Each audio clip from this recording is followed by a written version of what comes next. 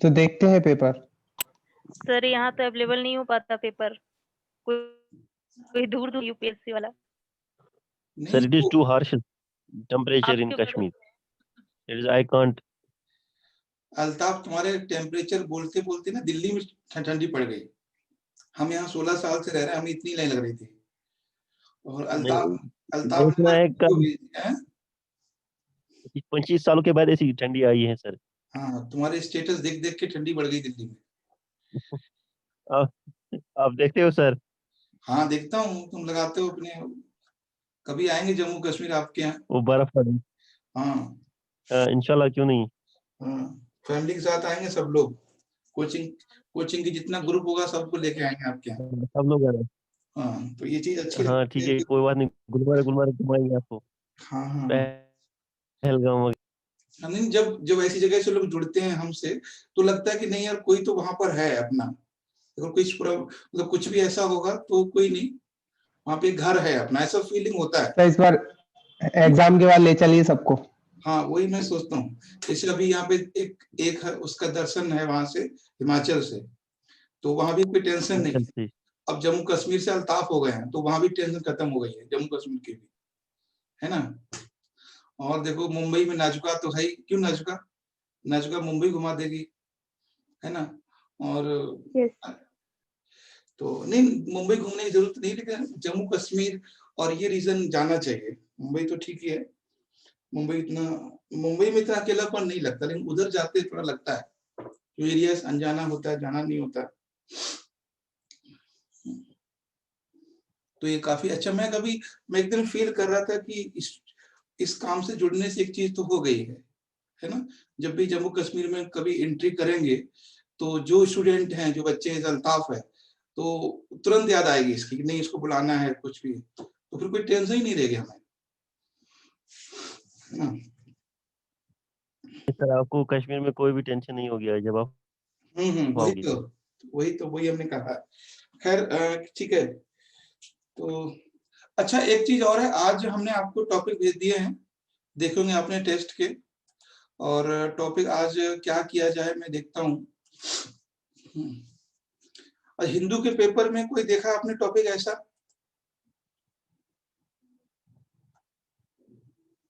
देखो, एक चीज मैं आपको सबको बता दे रहा हूँ, अभी जो पूरा जो फोकस है अपना, आप लोग प्रीलिम्स पे लगा दीजिए। पूरा का पूरा फोकस आप लोग अपना प्रीलिम्स पे लगा दीजिए 100%, क्योंकि अगर वो प्रॉब्लम हुई तो आगे आपको बहुत दिक्कत आ जाएगी, ठीक है।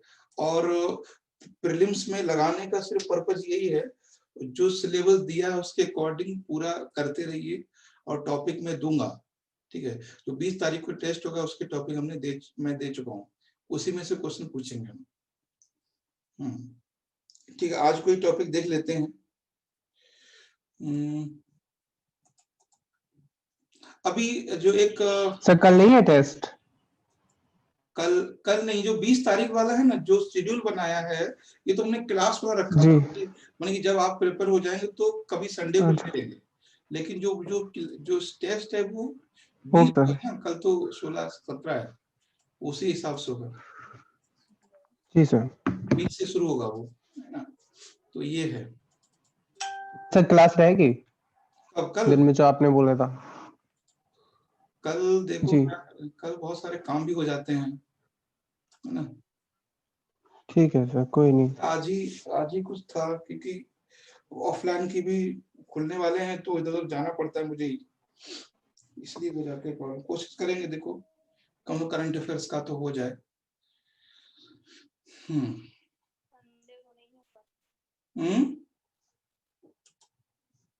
संडे को नहीं हो पाता है सर। हाँ वही तो, हफ्ते भर का जो रहता है सब कंपाइल करना रहता है, कुछ भी रिवीजन कुछ। खैर ठीक है। देखिए, अभी टॉपिक एक दो देख लेते हैं, क्योंकि अभी जो लोग जुड़ गए हैं उसमें देखिए, आज टॉपिक है माइग्रेशन को लेके। माइग्रेशन देख लेते हैं इसमें, क्योंकि आज द हिंदू में कोई खास टॉपिक नहीं था।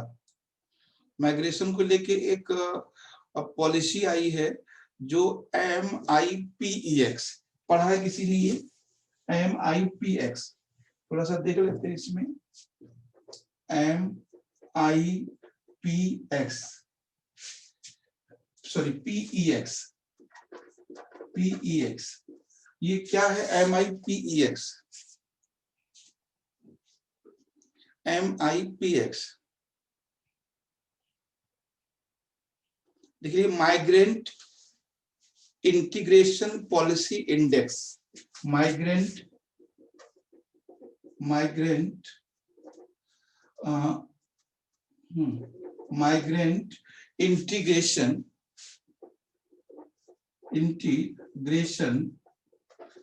इंटीग्रेशन पॉलिसी इंडेक्स, ठीक है, इस पे थोड़ी सी बात कर लेंगे हम लोग। तो अभी ये जो आने वाले समय में क्वेश्चन इससे बन सकता है कि जो MIPEX है, ये यूरोपियन कंट्री ने पॉलिसी बनाई है, यूरोपियन कंट्री ने ये पॉलिसी बनाई है, और भी बहुत सारे कंट्री हैं, खासकर इसमें इंडिया भी शामिल है। माइग्रेट इंटीग्रेशन पॉलिसी यानी जो माइग्रेंट्स हैं उनको कैसे मैनेज किया जाए, ठीक है। तो लिख लीजिए कौन कौन इसमें मेंबर हैं। तो पहली बात तो ये सिंपल सा है कि ये पॉलिसी है ना, कि हाँ ये पॉलिसी है और किससे रिलेटेड है? माइग्रेशन से रिलेटेड है पॉलिसी। कौन कौन कंट्री है एक बार देख लीजिए इसको क्या है। तो EU मेंबर, जितने भी यूरोप यूनियन में जो मेंबर हैं वो सारे शामिल हैं, EU मेंबर्स। क्वेश्चन ये भी बन सकता है कौन कंट्री नहीं है, तो यूके मेंबर है, यूके,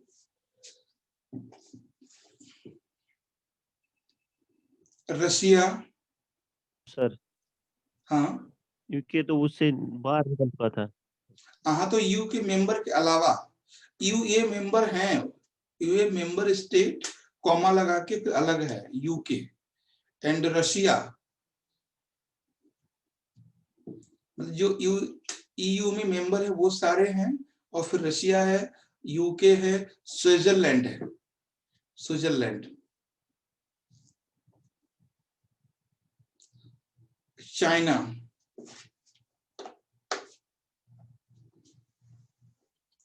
इंडिया,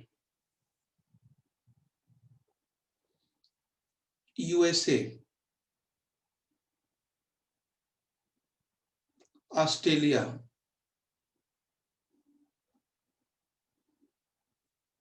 ठीक है। तो ये कंट्री हैं, और भी बहुत सारे जैसे Israel, Mexico, Japan, South Korea, Brazil, Chile. बस क्वेश्चन ये बनेगा, ये सारे कंट्री का नाम नहीं पूछेगा, बस ये ध्यान रखना आपको कि हमारे पड़ोस में कौन कौन कंट्री नहीं है।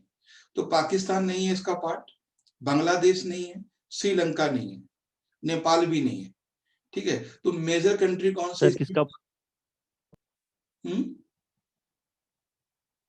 सर किसका पार्ट? मतलब जो ये पॉलिसी है इसको एक्सेप्ट करने वाले पाकिस्तान नहीं है, बांग्लादेश नहीं है, नेपाल नहीं है और श्रीलंका नहीं है। वैसे तो बहुत सारे कंट्री है, अर्जेंटीना है, ब्राजील है, चिली है, ऑस्ट्रेलिया। हमने कुछ मेजर कंट्री के नाम लिखा दिए आपको, Russia, China, Japan, UK and Australia, India, US, Canada. ये मेजर कंट्री है जिससे पूछ सकते हैं, ठीक है।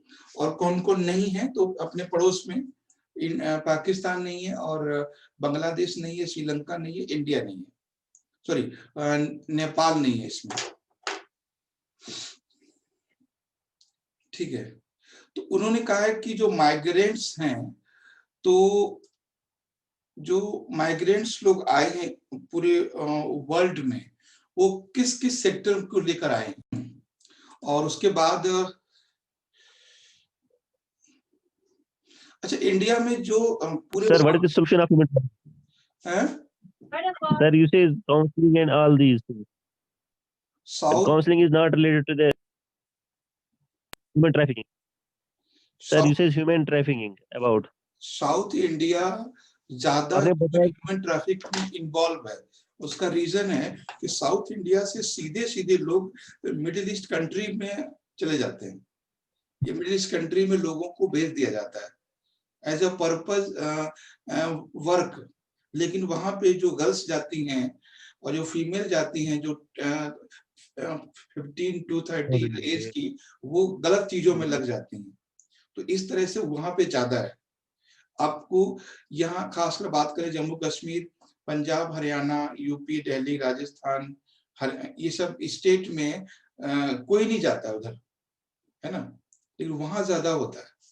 कभी आप डेटा देखोगे तो केरला में सबसे ज्यादा लोग मिडिल ईस्ट कंट्री में जाते हैं, खासकर सऊदी अरेबिया में, तो बहुत सारे लोग हैं। Sir what is it solution?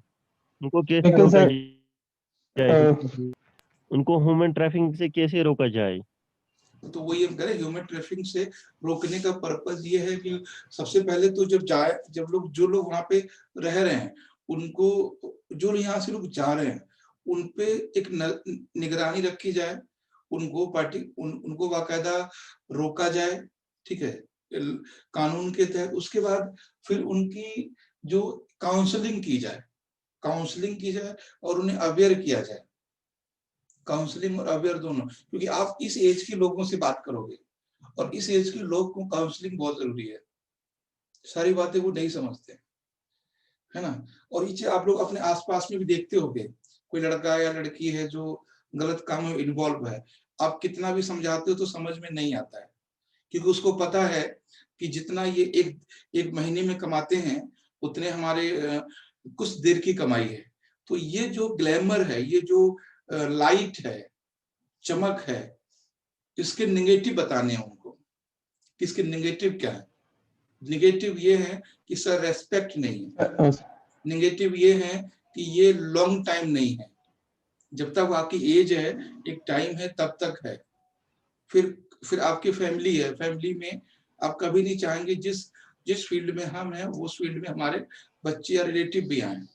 तो ये काउंसलिंग में और अवेयरनेस में सारी चीजें डिस्कस की जाएंगी उनसे, तो उनको समझाया जाएगा, है ना, ये चीज है। जैसे क्या होता है ना कि जैसे एज हमारी होती है, और ये सारी चीजें बुक्स में नहीं मिलेंगी आपको। एक एज ये है 14 साल, एक एज 22 साल है, और एक 32 साल है, और 42 साल है। इस सारी एजेस में आपका अलग अलग थिंकिंग होता है ना। तो 14 year, 22 year, 32 year and 42 year. 42 year पे आके आप साइलेंट हो जाते हो, है ना, सब समझ में आता है कि क्या गलत है क्या सही है, सारी चीजें। इस एज में आप अगर 90 स्पीड पर भी बाइक चलाते हो तो आपको अच्छी लगती है ना। और इस एज में जब आपका भतीजा 60 पे भी चलाता है तो आपको गुस्सा आ जाता है ना। आप इस एज में हो और आपका भतीजा, आपका भाई 60 चला रहा है तो आप उसको डांटने लगते हो। यहाँ आपको डर नहीं लग रहा था 90 पे, यहाँ 60 में डर लग रहा है ना। यहाँ पर अगर बाइक से जा रहा है तब भी डर लग रहा है, नहीं बाइक से मत जाओ, तुम रिक्शा से जाओ, ऑटो से जाओ, कैसे भी जाओ, यहाँ 60 पे भी डर लगेगा आपको, तो बाइक से ही डर लगेगा इस एज में जाके, है ना। तो ये चीजें हैं, और पूरा जो आपका पेपर है मेंस का, वो इसी बेस पे है, ठीक है, पूरा पेपर है इसी बेस पे है। अभी एक क्वेश्चन आया था यहाँ पे कि लास्ट शायद 2-3 दिन पहले एक पेपर में था कि डीडीए ने approve change the land use new Ravidas temple structure. जो दिल्ली में एक रविदास टेम्पल है, तो वो न्यूज में था। तो रविदास के बारे में कुछ जान लेते हैं लास्ट में हम लोग, फिर उसकी बात कर लेते हैं, ठीक है। जो रविदास, उनकी बात करेंगे। रविदास,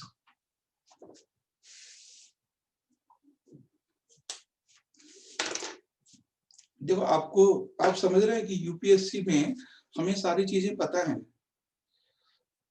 फिर लिखना क्या है ये भी पता होना जरूरी है। जैसे कास्टिज्म वाला क्वेश्चन था, या जो रॉक कट वाला क्वेश्चन था, सबको पता था रॉक कट क्या है, लेकिन वास्तव में 150 वर्ड में क्या फिल करना है जिससे मार्क्स आ जाएं। तो ये है, एक मिनट, तो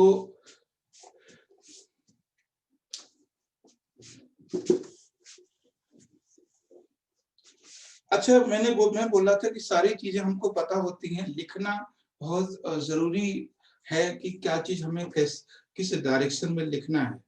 तो इसके लिए ना आप लोग प्रीलिम्स की तैयारी करें, ये ठीक है, लेकिन मेंस जरूर लिखें, मेंस जरूर लिखें, क्योंकि जिन्हें हम सब कुछ मानते हैं, जिन पर हमें भरोसा है ना, कभी कभी वो भी जरूरी नहीं कि सही होते हैं, है ना, जरूरी नहीं है कि वो सही ही होते हैं। सही ना हम हैं ना बुक्स हैं, सही सिर्फ क्या है कि जो एक आईएएस ऑफिसर को, एक यूपीएससी कैंडिडेट को क्या रिक्वायरमेंट है, क्या इसका वर्क है, वो हमें जानना जरूरी है, सिर्फ वो चीज है, ये हमें जानना जरूरी है। और जब ये नहीं मिलता है तो ये मार्क्स नहीं आते। नॉलेज होने से मतलब नहीं है। जैसे मान लीजिए हमें रॉक कट भी पता है, हमें स्टोनेज भी पता है, सारा कुछ पता है, बट मैं जैसे जैसे ऐसे ही बोल रहे थे मालती की, उन्होंने बोला है कि भीमबेटका, तो भीमबेटका रॉक कट है ही नहीं। तो बेसिकली क्या चाहिए वो जानना जरूरी है। तो जैसे ये रविदास है, रविदास से क्वेश्चन क्या क्या बन सकता है, कोई बता सकते हैं कौन है रविदास? ये कुछ इनके बारे में है, कुछ इंफॉर्मेशन, कुछ जानकारी किसी को थोड़ी बहुत बताएं। सर ये संत है एक, और चमड़े का काम करते थे। और सर ये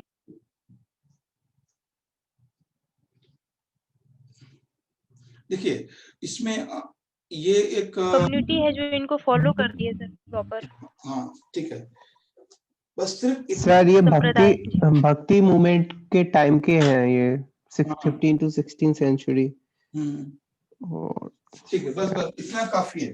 देखिए पहली बात ये, अब देखो क्वेश्चन क्या बनेगा।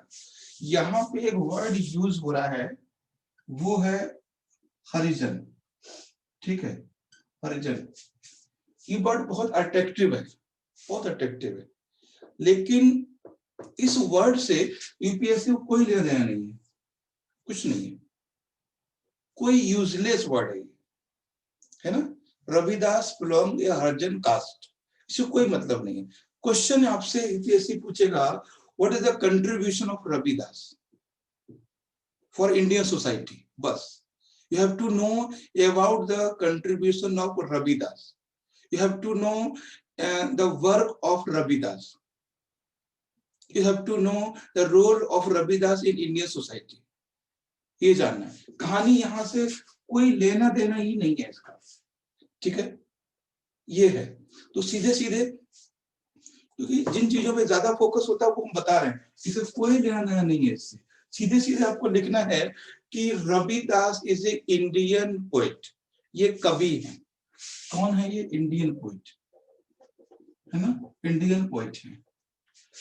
नेक्स्ट चाहे तो लिख सकते हैं, है ना, that was relate from Banaras, कोई जरूरी नहीं है, टाइम लिखना है ना।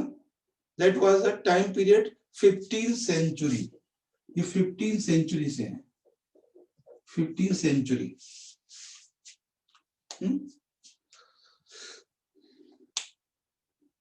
He work against untouchability, देखिए he work या he wrote for against untouchability।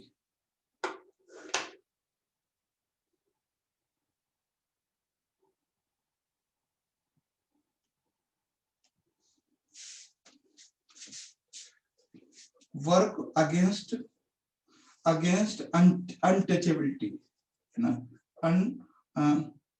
Untouchability, he works against untouchability। he adopt the bhaktism,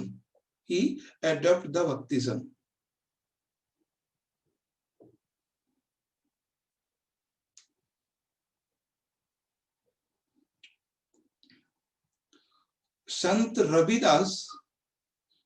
Ravidas is known as a leading star। भाषा समझिए पहले, संत Ravidas is known as a leading star of North Indian Bhakti movement. North Indian Bhakti movement.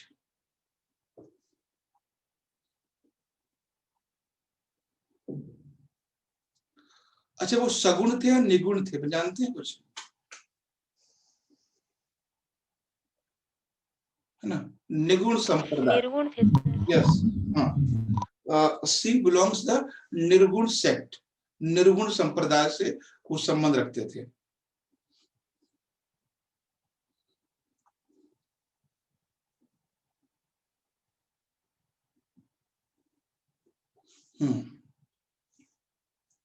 He was a social reformer. Question बनेगा which statement is not correct about the Sant Ravidas. तो he is a social reformer. He is a social reformer.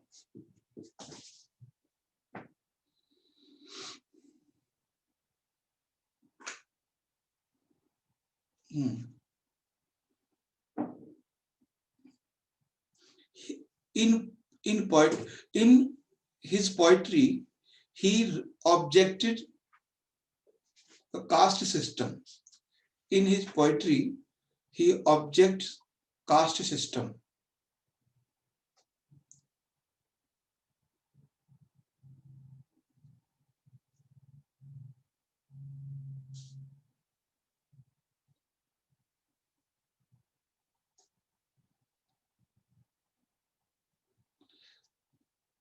He rejects, it's not करके सबसे important point है, he rejects all form of religious rituals. He rejects all form of religious rituals.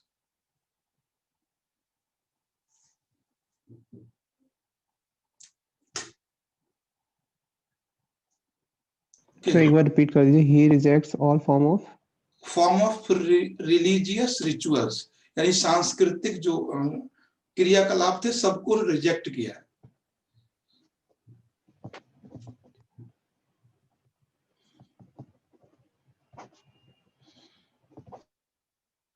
He rejects rituals, not God.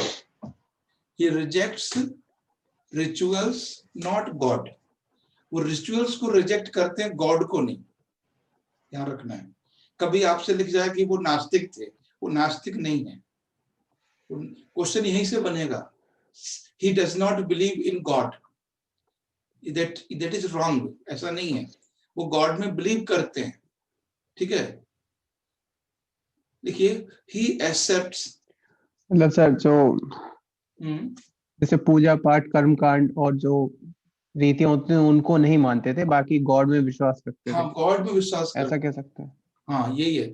he accepts, बहुत अच्छी बात है उन्होंने, he accepts individuals relationship to God. He accepts relationship to God. तो यहाँ में एक word आप लोग बार बार सुनते होंगे हमसे, जैसे मैंने बोला he is, he accepts। जब भी हम किसी को, एक बात ध्यान रखना, जब भी हम किसी फिलोसोफर के बारे में बात करते हैं तो हम उसको कभी पास्ट में नहीं लिखते, है ना। तुलसीदास जी ऐसा कहते हैं, कभी नहीं बोलते कहते थे। हमारे जो वर्डिंग मैंने जो सेंटेंस बनाए हैं, ध्यान दीजिएगा, सारे सेंटेंस उन्होंने प्रेजेंट में बनाए हैं। देखा आपने इस चीज को, he accepts, he rejects, he जो भी हमने सेंटेंस बनाए हैं वो सारे प्रेजेंट में।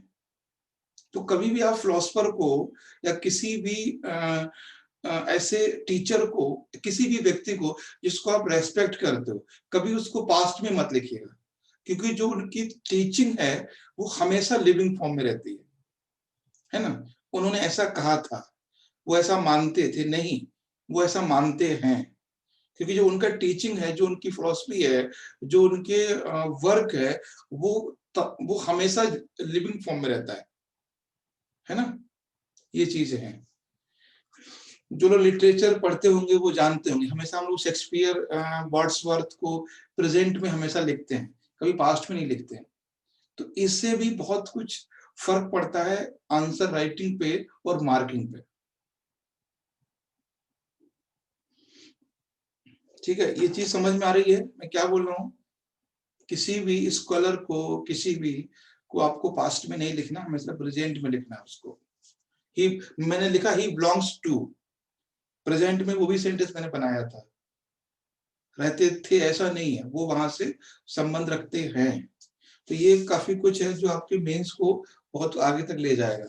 खैर, तो मेन मेन मेन पॉइंट क्या है कि रविदास जो है वो एक इंडियन पोएट हैं और 15th सेंचुरी में है। ही वर्क अगेंस्ट, है ना, he works against the untouchability, untouchability के अगेंस्ट में काम करते हैं। और उनका मानना है कि हमें भगवान तक पहुंचने के लिए किसी मतलब किसी वर्क करने की जरूरत नहीं है, कोई वर्शिप या कोई रिचुअल्स करने की जरूरत नहीं है ना।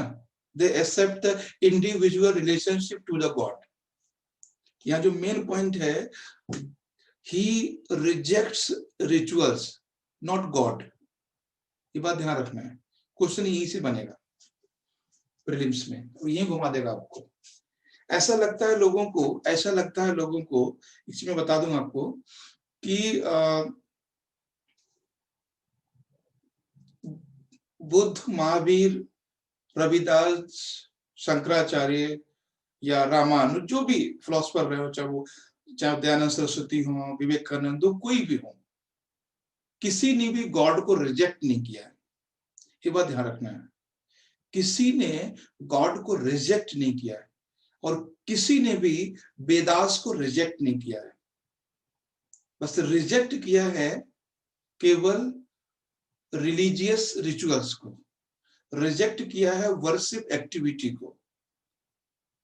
कोई भी व्यक्ति ऐसा नहीं है जो ये बोले कि भगवान नहीं है, बट भगवान के लिए जो मीडिएटर का है वो मना किया उन्होंने कि नो नीड ऑफ मीडिएटर। जितने रिफॉर्मर हैं, चाहे आप आर्य समाज को देख लीजिए या किसी को भी, चाहे रामानंद को, चाहे कबीर दास को, वेदों को तो किया है, वेदों को तो कुछ लोगों ने किया है रिजेक्ट। वेदों को जैसे किसने, वेदों के गौतम बुद्ध जी वगैरह, किसने, वेदों को कहाँ मानते हैं सर? गौतम बुद्ध नहीं, वेदों उन्होंने जो उनकी फिलॉसफी है वो तो उपनिषद से ली गई है। आपको पता है अलार कलाम जो उनके गुरु हैं पहले, वो उन्होंने वहां पर फिलॉसफी के ही टीचर थे, वो फिलॉसफी के थे। उन्होंने जो कभी बुद्धिज्म को मैं भी बहुत पहले से पढ़ता हूँ और बहुत कुछ देखा भी है, पढ़ा भी है, लेकिन वो हमेशा ये बोलते हैं बुद्ध की जो डिस्क्रिमिनेशन है दैट इज नॉट गुड। उन्होंने कभी गायत्री मंत्र को बुरा नहीं बोला, कभी भी। बस उन्होंने अनटचेबिलिटी को बुरा बोला, जो मनुस्मृति में कहा गया उसको बुरा बोला, जो कास्टिज्म है उसको गलत कहा है उन्होंने, और जो यज्ञ सिस्टम है उसको उन्होंने गलत कहा है। तो जो रिलीजियस एक्टिविटी है, रिलीजियस जो रिचुअल्स है, उसको उनको उन चीजों को उन्होंने एक्सेप्ट नहीं किया। उन्होंने यहाँ तक क्लियर, कई बार लोगों ने पूछा उनसे कि आत्मा है या नहीं है, सॉल है या नहीं है, इस पर भी उन्होंने यस या नो नहीं बोला। But he accept rebirth. अगर वो रीबर्थ को एक्सेप्ट करते हैं, है ना, that they accept the soul, rebirth को एक्सेप्ट करते हैं ना बुद्ध, ये चीज है। हाँ, ये माइनर चीजें हैं, माइनर, इसको ध्यान से एनसीईआरटी में पढ़िएगा। अगर कहीं ऐसी लाइन मिले एनसीईआरटी में तो मुझे भी दिखाना और आप उसको देखना सही से, क्या वास्तव में वेदों की उन्होंने कभी निगेटिव बोला है। ऑफिशियल बुक की हम बात कर रहे हैं, लेकिन जहां तक मैंने तो ऐसा नहीं देखा कि उन्होंने बोला है। और वेदों से किसी को प्रॉब्लम भी नहीं, किसको प्रॉब्लम है? सर हम लोग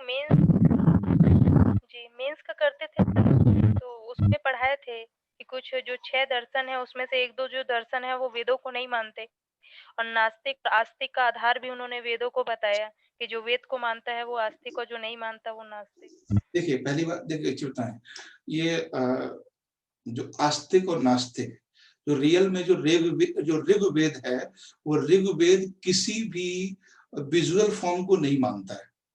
ध्यान से समझिए इसको, क्या ऋग्वेद किसी विजुअल फॉर्म को मानता है? क्या ऋग्वेद में विष्णु का जिक्र है, कृष्ण का है? नहीं है। जो ऋग्वेद है उसमें किसी विजुअल फॉर्म का नहीं है। ऋग्वेद में सिर्फ इतना है कि आग है, फायर है, अग्नि है, वो गॉड, वो एक गॉड माना, देवता माना है ना, एक मीडिएटर माना है उन्होंने। तो ये चीज है। और सही बताएं कि जो ऋग्वेदा है ये आस्तिक, सॉरी, ये एक्चुअली जो विजुअल है ही नहीं, ये तो निर्गुण है।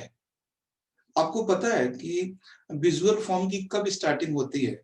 इन गुप्ताज पीरियड। गुप्ता पीरियड में सबसे पहले, हाँ, तो वहां पे जब पुराण लिखे गए तब बोला कि भगवान ऐसा हो सकता है। और पुराण बहुत बाद की बात है, हम बात कर रहे हैं 4 वेद की, ऋग्वेद, सामवेद, अर्थवेद और यजुर्वेद, इनकी बात कर रहे हैं। तो इसमें किसी भी विजुअल गॉड की बात हुई नहीं है। बहुत एनसीईआरटी यहीं पे घुमा देता है आपको थोड़ा सा, और हम लोग ये इजिली ये चीज एक्सेप्ट कर लेते हैं कि जो पूजा करता है वो अनटचेबिलिटी के अगेंस्ट है, या जो वेदों को मानता है वो एक क्लास है, वो उसके अगेंस्ट है। और ये है नहीं, और ये कुछ लोगों ने बनाया है केवल, है ना। जैसे जैसे एक सेक्ट है आर्य समाज, है ना। तो आर्य समाज वाले क्या हैं, वो लोग वेदों को मानते हैं, है ना, वेदों को मानते हैं, लेकिन विष्णु को नहीं मानते, सीता देवी को नहीं मानते। क्यों? क्योंकि जो विष्णु है, जो देवी है, जो राम है, जो लक्ष्मण है, उनका कहना है कि वेदों से रिलेशन है ही नहीं उनका। वो यज्ञ करते हैं। हम लोग 12th में पढ़ रहे थे तो उस समय थोड़ी थोड़ी बातें दिमाग में आती थी कि आर्य समाजी लोग होते हैं, वो जो हिंदू धर्म के लोग बड़ा गाली देते हैं। आस पड़ोस कुछ लोग थे, और वहां क्या थी, लोगों को जानकारी थी नहीं, जो आर्य समाज को मानते थे वो बोलने लगते थे कुछ ना कुछ, तो लोग चिढ़ाते थे उनको।